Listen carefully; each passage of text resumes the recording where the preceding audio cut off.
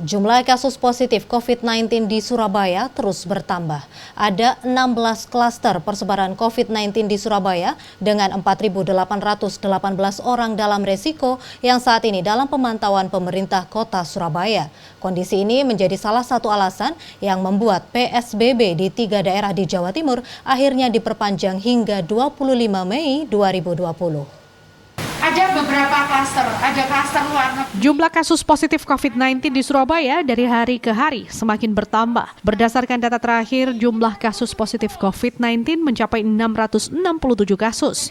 Wali Kota Surabaya Tri Risma hari ini dalam keterangannya di Balai Kota Surabaya pada Minggu siang menyatakan bahwa Kota Surabaya saat ini memiliki 16 klaster penyebaran COVID-19 dengan 4.818 orang dalam resiko yang kini tengah dipantau Pemkot Surabaya.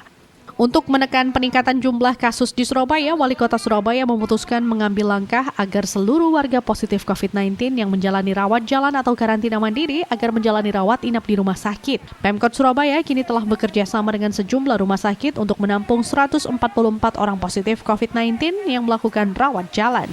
Kami berkomunikasi dengan rumah sakit untuk mendorong yang hasilnya positif, yang sudah kita tes swab ini positif, kita masukkan ke rumah sakit supaya dia tidak membebankan di keluarganya. Sementara akibat penerapan PSBB periode pertama yang tak menunjukkan hasil positif, pemerintah Provinsi Jawa Timur akhirnya resmi memperpanjang pelaksanaan pembatasan sosial berskala besar atau PSBB di Surabaya, Gresik, dan Sidoarjo. Selama PSBB, grafik pertumbuhan pasien positif corona justru menunjukkan peningkatan yang cukup signifikan. Perpanjangan masa PSBB ini diputuskan setelah Pemprov Jatim melakukan rapat tertutup dengan 3 kepala daerah tersebut. Sama-sama kita menyetujui bahwa akan ada perpanjangan PSBB di wilayah Surabaya, Gresik, dan Sidoarjo.